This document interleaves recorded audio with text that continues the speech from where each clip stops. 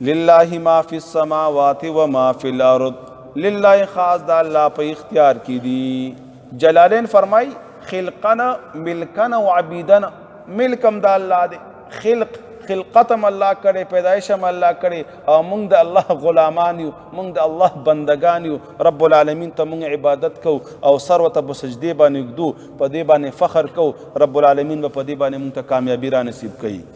للہ خاص دا اللہ پہ اختیار کی دی ما آغاز فی السماواتی چی پاسمانونو کی دی و ما فی الارض و آغاز چی پزمکو کی دی. و ان تبدو کتاسو خکارا کوئی ما آغا خبری فی انفسکم چستاسو پزرونو کی دی او تخفوه یا پٹوئی اغی لرا یحاسبکم حساب بکوی تاسو سرابی پاغی باندی اللہ تعالی رب العالمین. فیغفر لمن یشاء بس بخنه کوي چاته چې خوښه شي او چاته چې وغواړي، ویعذب من یشاء او عذاب ورکوي چاله چې وغواړي. د الله خوښه ده، د الله بادشاهي ده.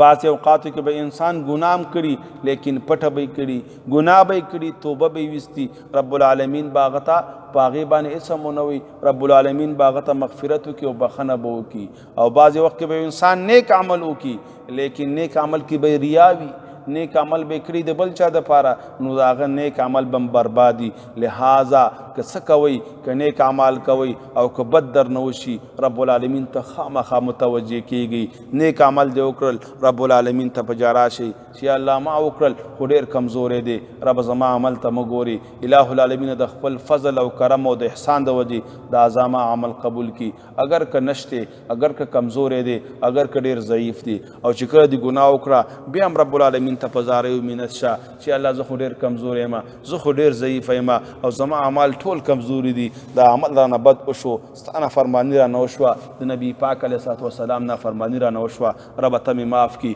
رب العالمین غفور الرحیم دی. بل ځای کې فرمایي یا عبادی الذین اسرفوا علی انفسهم، ای زما بندگانو هغه کسانو چې تاسو زیاتی کړی په خپلو ځانونو په سبب د ګناهونو، لا تقنطوا من رحمت الله، مه نا امیده کېږي د الله د رحمت نه، مه نا امیده کېږي. یو حدیث کې راځي که دومره ګناهونه دې وشول چې د ځمکې دا خلا ډکه شوه بیا هم مه نا امیده کېږه، رب ته ورشه، رب ته متوجه شه، په یو سجدې او په یوې توبې رب ته هر څه معاف کوي. لیکن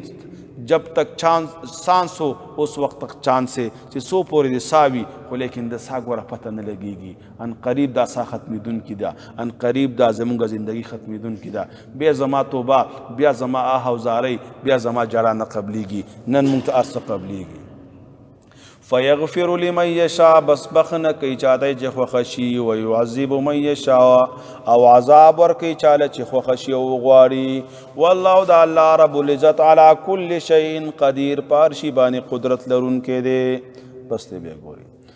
لله خاص د الله په اختیار کې دي ما هغه څه فی السماوات چې په اسمانونو کې دي، وما هغه څه فی الارض چې په ځمکو کې دي. وَإِن تُبْدُوا کتاسو ښکاره کوئ ما هغه څه فی انفسکم چې ستاسو په زړونو کې دي، او تخفوه یا یې پټوئ هغې لره، یحاسبکم نو حساب به کوي تاسو سره به په هغې باندې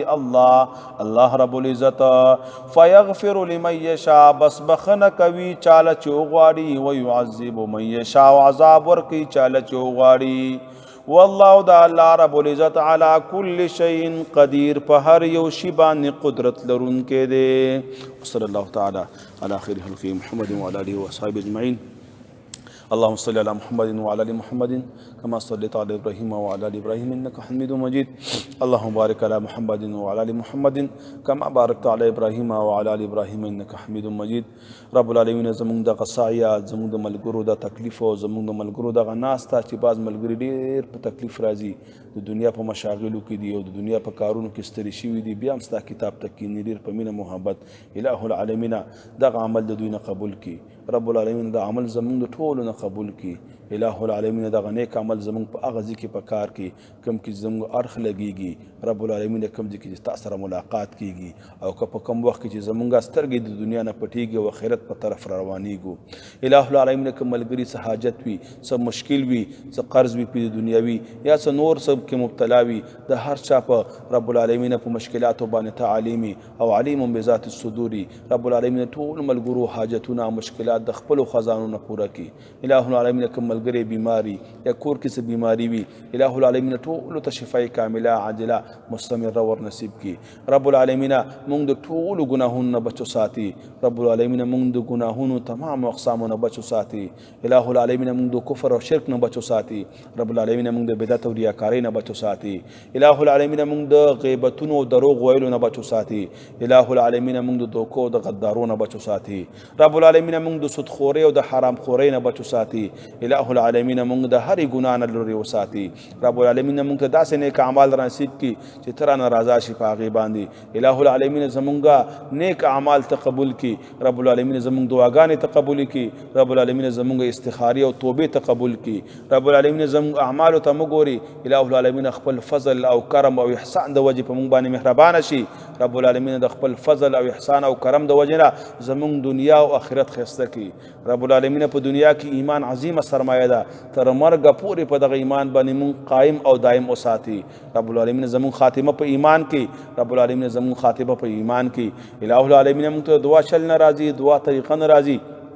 نبی پاک علیه الصلاۃ والسلام چې د امت دپاره کومې د خیر دعاګانې غوښتي الہ العالمین پای کې زمونږ برپور حصه وکړي رب العالمین هغه زمونږ په حق قبوله کړي رب العالمین نبی پاک علیه الصلاۃ والسلام چې د کومو شرونو نه پناه غوښتې ده رب العالمین هغې نه موږ ته هم پناه نصیب کړي الہ العالمین چې کله مرګ راځي مرګ د شهادت موږ ته نصیب کړي رب العالمین چې کله مرګ راځي د ایمان سره مرګ موږ ته نصیب کړي او رب العالمین چې کله مرګ راځي د مرګ نه مخکې داسې توبه موږ ته نصیب کړي چې زمونږ ټول ګناهونه موږ ته معاف شي الہ العالمین او چې کله مرګ راځي اخیره کلمه او اخیره وینا دا زمونږ په زبان راولي چې لا اله الا الله محمد رسول الله وصلی الله تعالی علی خیر خلق محمد وعلى اله وصحبه اجمعین ان شاء الله سبا کوشش کو چې صورت هم ختم کو او درس هم اخیری سٹاپ کو نو ملګرو نه درخواست چې په ټیم باندې راشي او نو ملګري ځان سره راولي الله ټول خوشاله لري